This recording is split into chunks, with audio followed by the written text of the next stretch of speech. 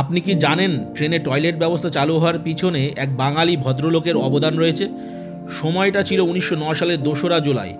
অখিলচন্দ্র সেন নামে একজন বাঙালি ভদ্রলোক যখন ট্রেনে করে আমোদপুর স্টেশনে পৌঁছান, তখন তার অসহ্য পেটের যন্ত্রণা শুরু হয়। কারণ হিসাবে উঠে আসে তার সেদিনকার কাঁঠাল খাওয়ার কথা। তখন তিনি প্রাকৃতিক কার্য সম্পন্ন করার জন্য ট্রেনের গার্ডকে তার সমস্যার কথা বলেন এবং অনুরোধ করেন ট্রেনটা যাতে একটু অপেক্ষা করে।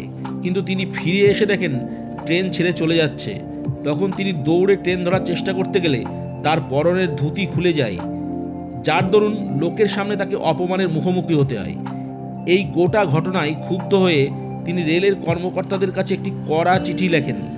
এমনকি সেই চিঠিতে তিনি উল্লেখ করেন যে যদি তারা কোনো ব্যবস্থা না নেন তবে গোটা ঘটনাটি সংবাদপত্রে প্রকাশ করবেন। তখন ভারতীয় রেল কর্তৃপক্ষ তার চিঠির গুরুত্ব দিয়ে সেই সময় 50 কিলোমিটারেরও বেশি দূরত্বে ট্রেনের সব বগিতেই টয়লেট স্থাপনের সিদ্ধান্ত নেন। অখিলবাবুর লেখা সেই চিঠিটি আজও সংরক্ষিত করা আছে নয়াদিল্লিতে অবস্থিত ভারতীয় রেলের মিউজিয়ামে।